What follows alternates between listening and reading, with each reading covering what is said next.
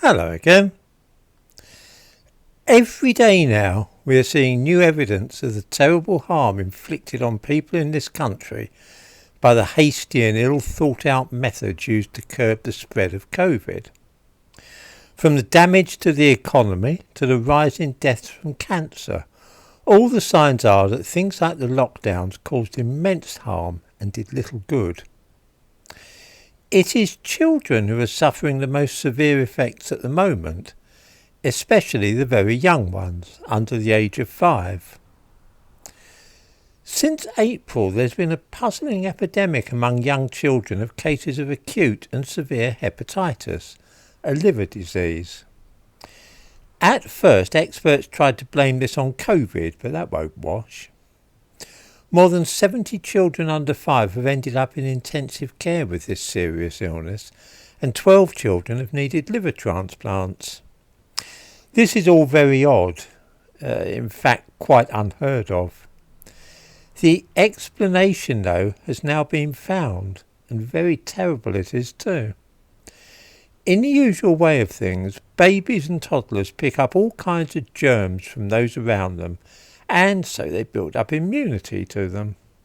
This is a natural and healthy process. They encounter one germ, develop antibodies to it, and then a while later they meet up with a different sort of virus, and then they do the same with that. This goes on throughout early childhood. What has happened now, though, over the last few years, is that children haven't been able to mix with each other at playgroups and nurseries.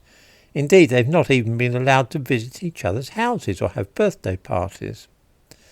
Not only that, but many parents have become obsessive about sterilising and disinfecting everything and wearing masks everywhere. This is despite the known fact that although COVID can be dangerous for old and ill adults, it's virtually harmless to small children.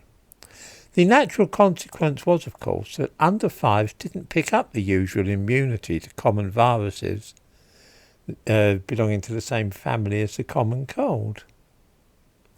Then, when lockdown ended, they were suddenly exposed to all those viruses at once, and their immune systems couldn't always cope with the strain.